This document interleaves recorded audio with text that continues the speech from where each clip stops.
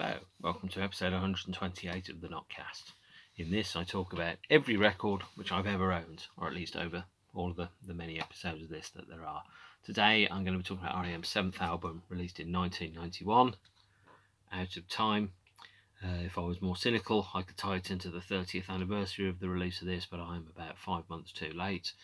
So you'll just have to pretend that I had this planned all along. The way in which I choose whatever album I'm going to be talking about is somewhat haphazard. The only rules I really have are that I go chronologically through a band's career. So I start with the first album, and the last one I do is their most recent or final album or event that's worth noting. So for R.E.M., I am now in 1991, talking about the album Out of Time, and this is an album that sold, I think, 10 million copies, of which at least 4 or 5 of those have been to me. Now, 10 million copies, it's the kind of numbers that albums just don't sell anymore. Yes, you get a billion streams, but that's not the same as 10 million people making a decision that they're going to be spending £10 on a CD of your latest record because they've heard your latest single. It's a completely different degree of commitment. And obviously, 1991 was a very, very different world. The internet, I think I first got on the internet about 6 months after this album was released, when I went to university in Leicester in September 1991, which surprisingly is 30 years ago next month. And so therefore, if I wanted to listen to a song, I had to own the song. If I wanted to hear the album before it came out, I had to hope the library had it in the lending section so I was able to get it out, or if I had friends, that they had the album that I could listen to and tape. Home taping is killing music.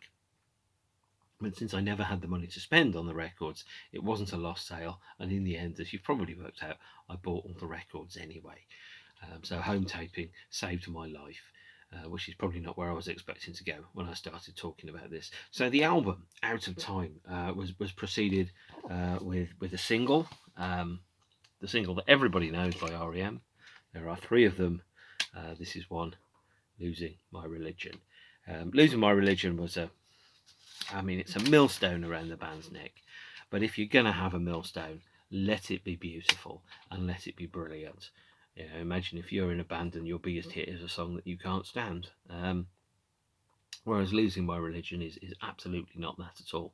Losing My Religion was also one of the 2 singles with mandolins that were in the top of the charts, or near the top of the charts in 1991. After many years, decades without a mandolin being anywhere near the top 40, all of a sudden 2 records came out with mandolins on that were both on top of the pops and in the charts. They were Losing My Religion and The Wonder Stuff's Caught in My Shadow. I'm in the video for one of those 2 songs. I'm sure you can work out which one. But Losing My Religion is the song that I think R.E.M. have played live the most. It's been at every concert that they played near enough since it came out. Certainly every public show that I can think of. And it's been it's an incredible song. It doesn't have a chorus. It doesn't really have a structure as such.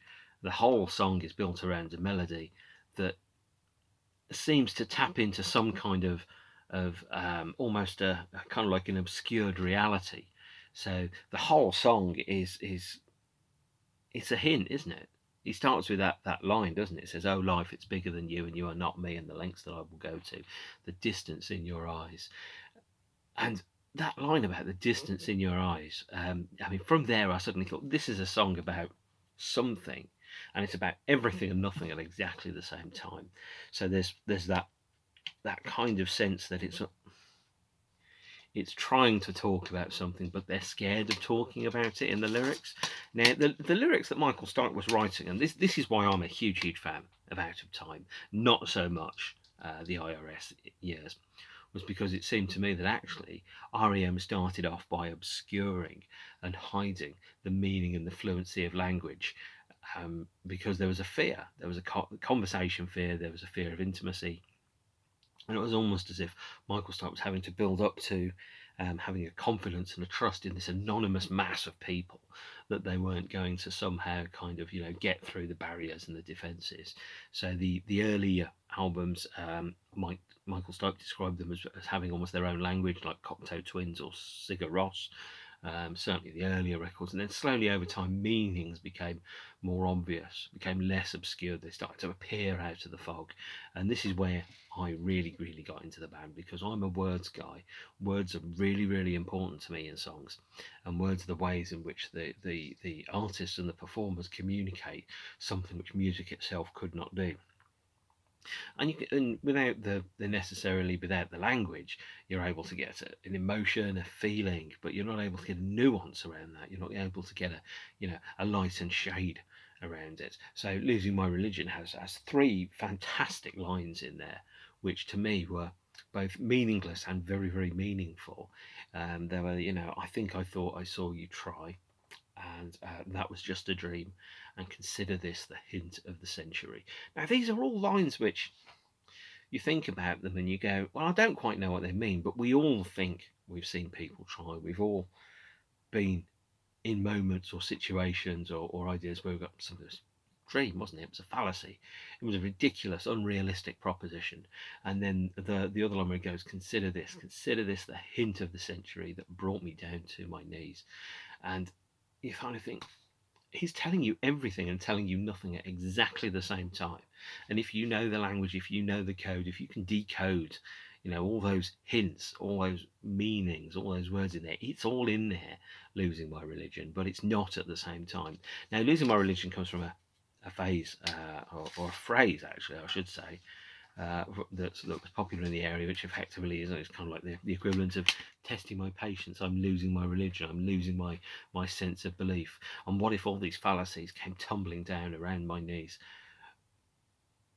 It's that kind of lyric which is going, right, so you've got a belief structure, you've got an understanding of how everything fits together, and then one of the struts that supports those belief structure, one of those foundational load-bearing struts upon which your soul rests its hope, collapses, and it's around almost like a collapse of hope, this song. And it's important to go, listen to that song and think about what it is, because to me it's a hopeful song about losing one's hope and knowing that that's a temporary state of affairs. That was just a dream, wasn't it? But it's all in that song. Now, Losing My Religion, first single, big hit, absolutely enormous, and for the first time Michael Stipe was also lip syncing the videos for these. So he's built up that degree of trust with the audience, and he's going to say, right, I'm going to show you some things which I hadn't previously done. So after a decade of playing peekaboo with meanings, this album is the first album which he really, I think, was more honest and open than perhaps some of the previous ones that he was on. And 30 years on, I'm still finding things in it that are new. I listened to it twice last week. I listened to the 5.1 mix, and I listened to the 1991 vinyl pressing, to just try and say, I know this album so well. I've heard it so many times. Does it still work? Have I become numb to it over time? And the answer is no, absolutely not. When I listened to it twice this week, and I was like, it still cut straight to it. So R.E.M. were also, they were stripping away the instrumentation, so the rock sound had become very different. So they were almost playing a kind of like an acoustic Americana almost type of country rock music, but something that was smarter and brighter than that, with more depth to it. They were gearing up to be raw and honest and blunt, and each album up to this point had successfully and slowly removed the protective armour of language as the band was building up a form of trust with an anonymous, faceless public. And it was just one of their best albums. It sold 10 million copies for a reason. Now, admittedly, if I follow that line of thought, I then have to say that the BTS albums are automatically good because they sell lots of copies. And I'm not necessarily getting into that argument, but there's, everyone that listens to a song and makes a decision to buy a record, that record must communicate to them in some way. It must connect to them on an emotional level or on an entertainment level, and therefore be a communication between two human beings who don't necessarily know each other about sharing an emotion. Now, that shared emotion could be Mama, I Love You and I Miss You, as per Spice World by the Spice Girls. It could be anything that Metallica have ever written communicates a common human emotion. For example, it could be, for example, that a lot of people want to be twisted little fire starters. I don't know. My cultural references are by no means new and up to date. So, out of Time is a journey. That's where I should go. I should talk about this album as opposed to something else. And Out of Time is an album that, to one extent, it kind of sets its stall very, very clearly. It's an album that exists outside of time, politics, society. The themes which the album addresses in its lyrics are immortal and timeless. Almost all of them deal with a degree of hope, love, lovelessness, and the difficulties that come with relationships. So we'll start with side one. I've only talked about one song so far, and I'm a quarter of the way in. I really should be talking less about Losing My Religion and more about the rest of the album. So here's side one, which is that's not side one. This is side one. This is called the time side here on the album, and that's Radio Song, Losing My Religion, Low, Near World Heaven, and Endgame. And if you don't know what those songs sound like, go and put them on your Spotify streaming page now and listen away. Radio Song is I think a very cheeky song because you're opening your biggest album with Warner Brothers, which is anticipated to sell considerably more copies than your previous album with Warner Brothers, with a rapper KRS-One saying that they can't find the song that they want to hear on the radio, change the station. So Radio Song opens with the lines, "The world is collapsing around my ears and I couldn't hear it." Now,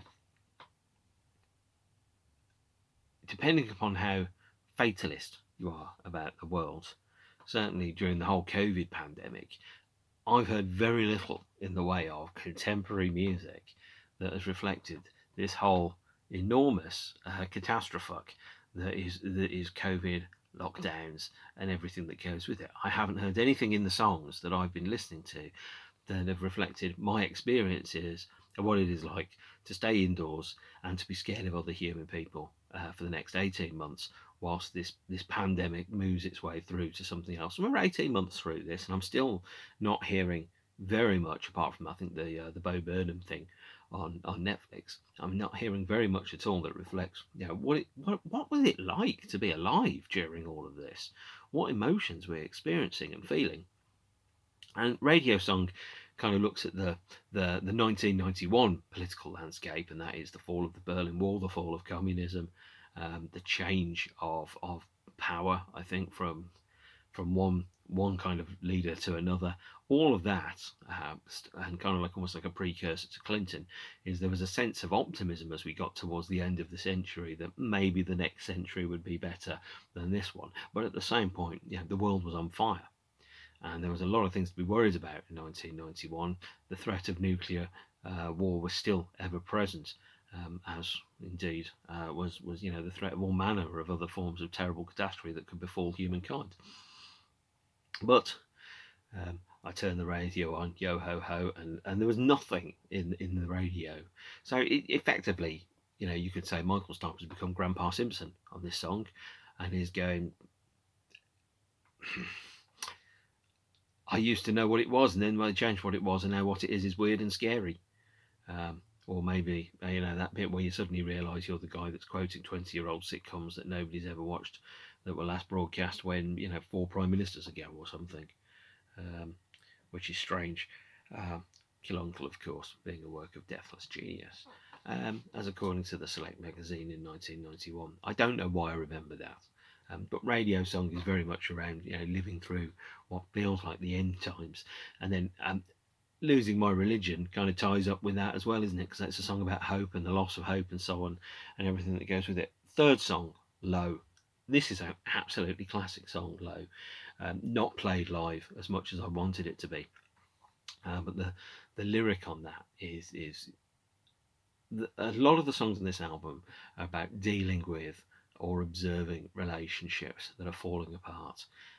There's a line in this where he goes, "I skipped the part about love. It seems so silly and so shallow. You and me, we know about time." And there's almost like a meaning beyond language that goes through in Michael Stipe's vocals in this album particularly, and in some of the other ones, where he's kind of like trying to articulate a sense or a loss or a feeling, the loss of a human being or the loss of a relationship or the loss of a shared mythology, which goes through it. Now, when this album came out in early 1991, I was just at the start of my first relationship, and by the time that relationship came to an end, the album was in its second or third single. So I'd had like 3 months. It was an awful relationship. It involved her cheating and other things, lots of lying and guilt and recriminations, and me being quite unhappy actually. And so the album, I went into it thinking, wow, love can be pretty dangerous. And then what I realised is I didn't love that person. I never loved that person. But what I did love was myself. And that sounds really, really strange, but I had to have a degree of self-respect. I could have stayed in a relationship if I'd put up with certain ways of behaviour. And I thought, well, actually, if I don't stand for something, I stand for nothing. And so I've got to say, no, I'm worth more than this offer, which is being made to me by this particular person who was no doubt 18, 17, and probably just as confused and confuddled as me. But that's not really the point. The album was one of the albums that I listened to when I was in my room on my own with a bad first relationship under my belt as a 17, 18-year-old living in my parents' house in that weird period where you're not a child and you're not an adult. And this album was a friend to me. It was there when some people let me down. It's probably the best way of describing it. Now there's a number of other songs actually, which are both very romantic, but also cover the flip side of that as well.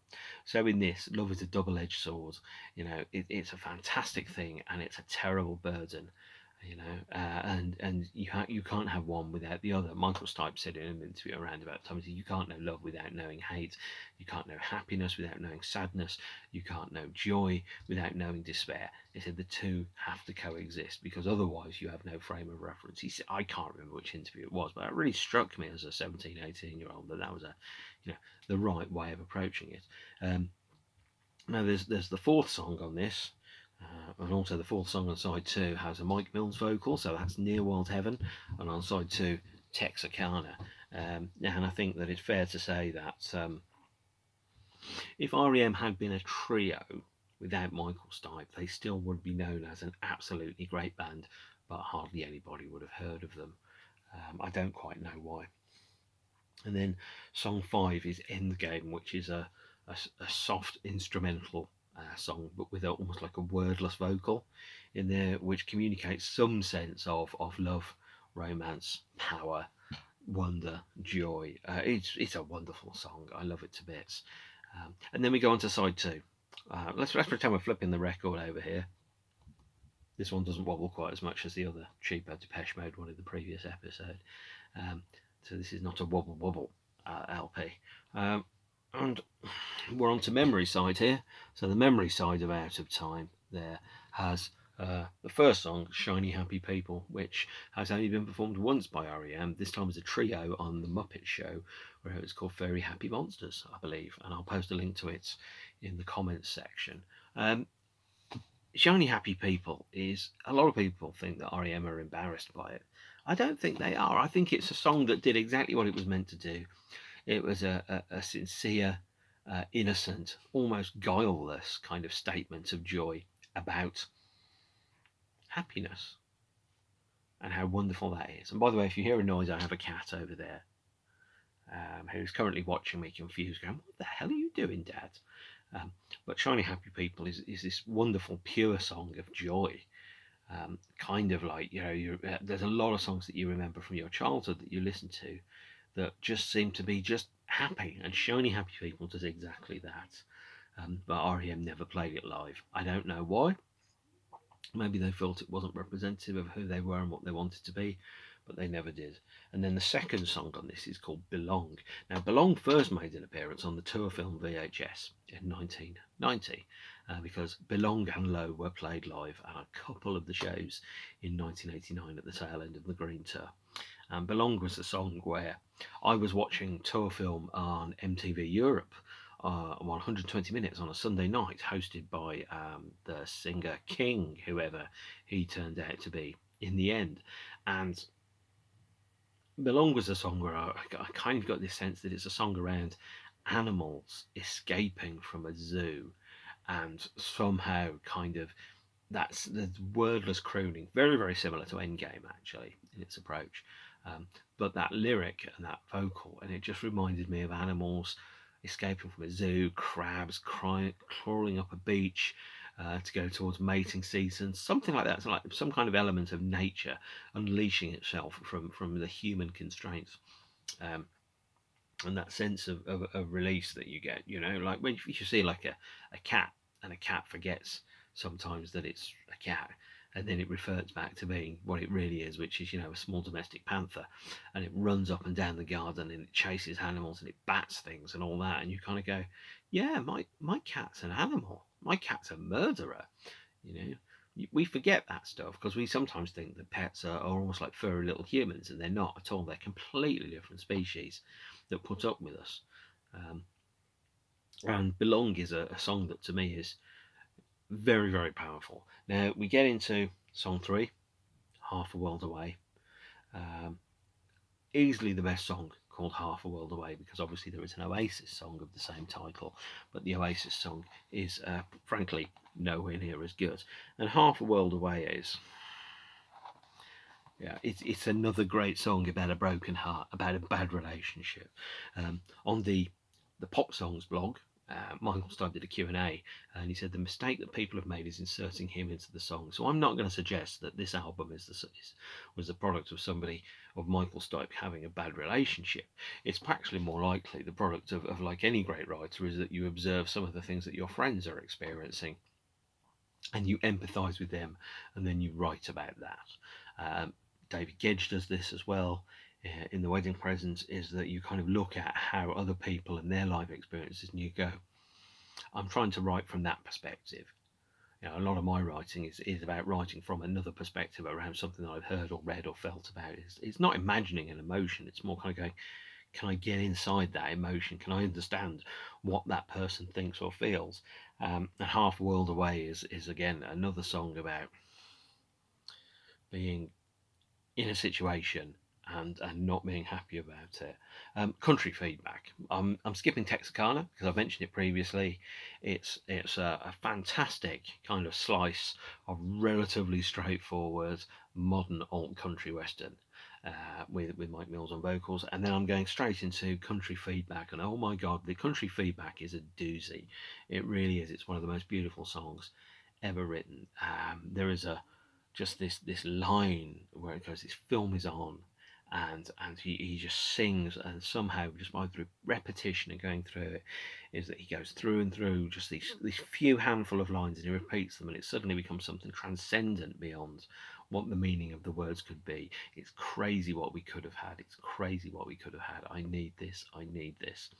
And there's this enormous sense of like yearning and loss, this sense that you stood on the edge of something momentous and incredible, and it ended, and your heart was broken, and you needed it not to happen, and it happened. You needed it to stay in your heart, and it broke you, and you're still in there. I need this thing, this terrible poisonous thing which almost broke me. I need it. um, and I've been in relationships where there's been lots and lots of splits and coming back and going away, and you kind of go, well, if that's what's happening in the relationship, that's not necessarily healthy. But over time, as a person, you get to the point where you kind of think, right, there's only so many times this can happen. It's crazy what we could have had.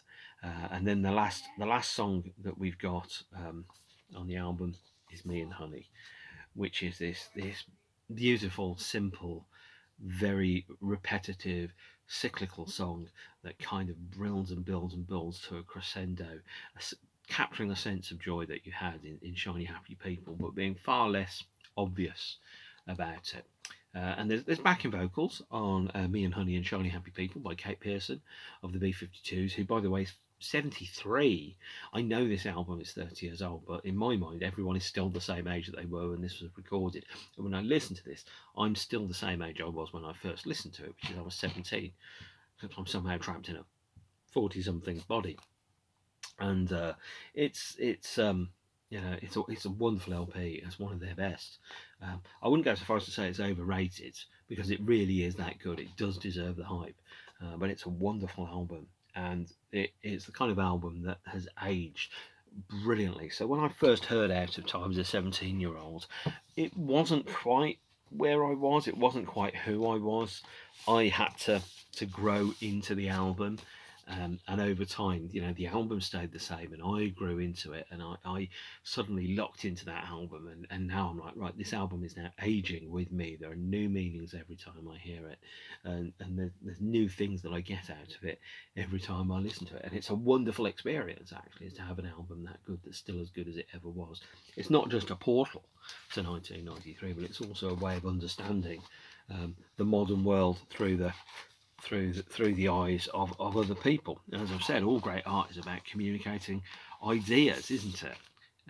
So that's Out of Time. That's R.E.M.'s 1991 album. Now the 1991 pressing. This is the 1991 one. I haven't got the 2016 vinyl version with the demos or anything. Is a fantastic pressing. Absolutely brilliant. It jumps once, and that's because my clumsy hands didn't know quite how to put a record on once. In 1991. That's my fault. It's certainly not a fault of the record. It's a beautiful, beautiful album. So there's three singles actually that were released from the album after that, and a whole bunch of other stuff happened. So I'm going to talk through those as we go along. The second single, Shiny Happy People.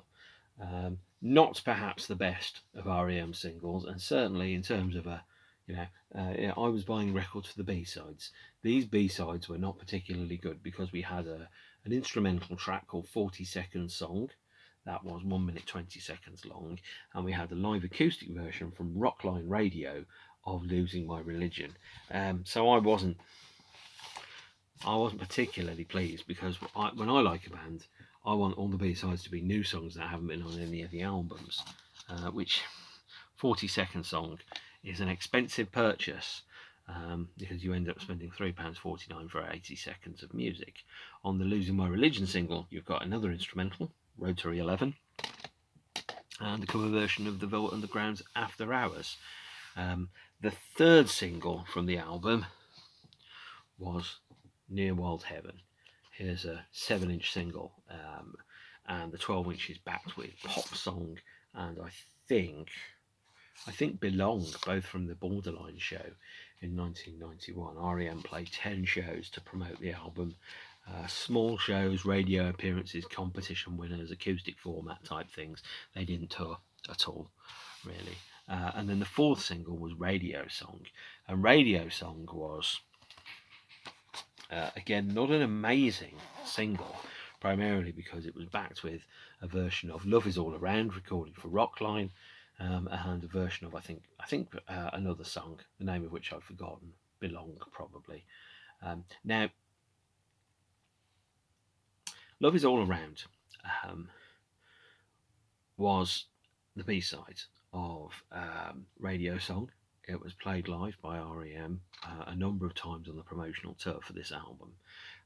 And it was sung by Mike Mills, and it had a new arrangement with a different set of backing vocals in it. This version of Radio Song, the R.E.M. arrangement of Radio Song, was the one that was later plagiarised wholeheartedly by Wet Wet Wet for their truly appalling anodyne, ballless, castrated Phil Collins turgid yacht rock version of Love Is All Around that was a hit and was number one for something like 16 weeks in 1994. And every time I hear that terrible Wet Wet Wet song, or that pretty good R.E.M. cover version of the Troggs song, I end up just thinking about how Much like everything I do it for you, and I will always love you, and love is all around, is that we have a song that has had all meaning stripped away from it by anodyne, pointless, insulting repetition. I bloody hate Wet Wet Wet. I hate everything about them. I hate the cover version of Love Is All Around they've got, and they've spoiled a great R.E.M.B side for me now as a result. Just in case there's any ambiguity about them, Wet Wet Wet can go fall in a hole and never come out as far as I'm concerned. But on the other hand, that's not what I was necessarily expecting to talk about. So the fourth single from Radio Song, fourth single from Out of Time was Radio Song, 2 CDs and a 12-inch. And in America, the Radio Song was backed with a remix, a Tower of Love remix, and I think a remix of Shiny Happy People as well on the 12-inch. So R.E.M. didn't really take to remixes as such for a while, but they did do a second CD, and the second CD of Radio Song also came in this cardboard box for the Out of Time collection. And the Out of Time collection was a box in which you could put your 4 CD singles and your CD copy of Out of Time. So the 4 CD singles that you had were effectively live B-sides from the tour film soundtrack. So this is Stand, Turn You Inside Out, and World Leader Pretend. On Shiny Happy People, we've got I Remember California, Get Up, and Pop Song 89, all recorded from the shows that turned into the tour film VHS. They break the pattern here for Near World Heaven, and they put songs recorded at the London Borderline on March 15th, 1991, Tom's Diner, Low, and Endgame. And then CD 4 is backed with You Are the Everything, Orange Crush, and Belong live. And then also, of course, there's the CD of Out of Time. Here it is, the European CD of Out of Time from 1991. And then you slot them all into the box here, the Out of Time collection, and they just about fit. And then you get a 5 CD box set of R.E.M. live tracks and the Out of Time album itself. That, of course, is not everything. The band didn't tour to promote Out of Time. They spent all of the 80s on the road, and they didn't want to do it anymore, so they didn't do it anymore. Instead, they turned into playing a series of one-off live shows, largely acoustic, to radio shows, radio sessions, TV shows, and other assorted places. These shows were heavily bootlegged. And here's a couple of them. Here is the R.E.M. Acoustic 1991 CD EP of 4 songs, I think recorded in Milan, which are Losing My Religion, Half a World Away, Radio Song, and Love Is All Around. But it might be something else. This is the show at the London Borderline in March 1991. With some extra tracks also recorded at Milan on the 22nd of March. This was later released as the Bingo Handjob Record Store Day 2019 LP, but this is the unofficial CD bootleg of the show, taken from the mixing desk. It's a shambolic show, but then R.E.M. were playing not because they had to, but because they wanted to. And I think part of their condition, their visa application, was that they would go and do some necessary work in the UK. So playing public shows, even if it was in a 250 capacity club, pay on the door, counted and got them in. Then they did another appearance at the KTRW studios in 1991. This is a bootleg CD, again, of the performance there, featuring a cover version of a track Spooky, which hasn't been released anywhere else, and little fragments of Tusk by Fleetwood Mac, which I can never remember. There's also another bootleg CD. This is Low. I don't know where this is recorded. It says made in Italy, so I'm guessing Milan. Losing My Religion was released as the 5th single in some parts of Europe, backed with a track called Fretless, and also the acoustic version of Losing My Religion from Rockline.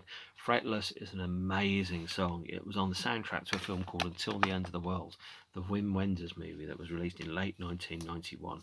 And Fretless is simply just one of the best B-sides that's ever been made by anybody, anywhere, ever. And I strongly recommend it. If you want something that sounds like Automatic for the People, or Out of Time but isn't, go for Fretless. It's one of the best R.E.M. songs, and it's a really conflicted song about a bizarre love triangle where nothing is conventional in any way. In 2014, the band released the MTV Unplugged session from 1991 and 2001 on this double CD. They also released a Record Store Day LP version of this. I don't have it because I wasn't going to pay 40 quid for a double LP. And the Unplugged set has the 1991 set, out of order of performance, by the way, but it features the broadcast and then an extra few songs, and the 2001 set, again, out of order, but in the broadcast, plus some extra songs. The band released a VHS, which is called This Film Is On. Here is the DVD version of it, which features the promotional videos, as well as versions of Love Is All Around, Losing My Religion. And yeah, here you are. In 2014, the band also released this fantastic box set, R.E.M.T.V. It's a 6-disc DVD box set of everything that the band performed live and recorded for the company that owns MTV, and all the other parts of it. If you want to get the Unplugged 1991 and 2001 sessions, as well as about 9 other live shows, this is the release to get. It really is the business. One thing I will say about video quality then is we were all watching things on 480dp cathode ray tube TVs. VHS was the cutting edge. Everything was fuzzy, nothing was clear, and we had no idea what the future was going to look like. 30 years before this, the Beatles hadn't even released their first single, let alone thought about, well, what box sets are we going to be releasing 60 years later? Nobody had an eye on long-term preservation of this stuff at all. So the fact that any of this stuff exists, given how many episodes of Doctor Who have been lost to time and history, is still pretty surprising. But no, R.E.M.T.V. is a fantastic archival set of the band's television appearances and live performances. The last one I'm going to mention is this here, the 2016 25th anniversary expanded edition of the album, 4 discs, and a whole bunch of art and text and so on and so forth, and I think maybe even some of the lyrics are in here as well. Yep, they are. So the 4 discs that we've got on this, we've got the standard album here, which has been remastered. We've got the demos, which is demo versions of every track on the album, every B-side, and I think there's 2 unreleased songs as well. Disc 3 is the Live at Mountain Stage, April 1993 live performance. Just the R.E.M. performance is there, although R.E.M. came on and off throughout the night, and there was about 2.5 hours of music, of which about 1 hour and a quarter was R.E.M. And then the 4th disc is a Blu-ray, which features the 5.1 mix by Elliot Schneider, which was made in 2005, all the promotional videos, and a documentary called Timepiece, which is about 16-17 minutes long and is effectively an electronic press kit for the album. If you're going to get one version of Out of Time, get this one, but like all the R.E.M. special editions, it is overpriced, so keep an eye on the cheap versions as and when you get an opportunity to get it, because when they turn up, you can and should buy them when you get the opportunity to do so. You also get on here, by the way, in the demo versions, you get demo versions of almost every track on the album. I think you also get Fretless on here as well, actually. And if you don't, you should do. Yeah, you get the demo version of Fretless on there. You don't get it anywhere else, but you do get it, I think, on the Borderline set as well, and I think you get it on Unplugged. So if you're looking for Fretless, this is a good place to go, and I think this is one as well. The studio version, like all of R.E.M.'s B-sides, the studio version hasn't yet been reissued. I'm sure there will be a B-sides box set at some point, but the studio B-side of Fretless you can get on either the Losing My Religion reissue or on the Until the End of the World soundtrack album, which also features songs by Depeche Mode and U2. Naturally, of course, I bought it because I'm that kind of guy. So that's Out of Time. That's R.E.M.'s 7th album. It's a wonderful record. It really is. It's aged so well, and it's a record that I've grown into loving more and more over time. It's become a more clear album to me as I've grown up and I've become more of an adult. And it's such a good record. But let your ears do the choosing around that. Listen to it and make up your own mind about it. It has only been out for about 30 years, and I suspect I am preaching to the converted by telling you that. So I'm going to wrap up here. Next episode is probably going to be Pet Shop Boys, actually, and the 2009 period with the albums Yes, Pandemonium, Ultimate, and the Live at Glastonbury and Live at the BBC release. If there's something which you're interested in, do put a comment down below so that I can think about it, and if appropriate, I'll bring it up and mention it. I'm open to suggestions about other things that people might want me to talk about. I probably should, by the way, show the inside of this whilst I'm wrapping up, so at least you can get a view for what's in there. There's an introductory essay. There isn't a reproduction tour program because there was no touring. There was, I think, 10 live shows which the band played.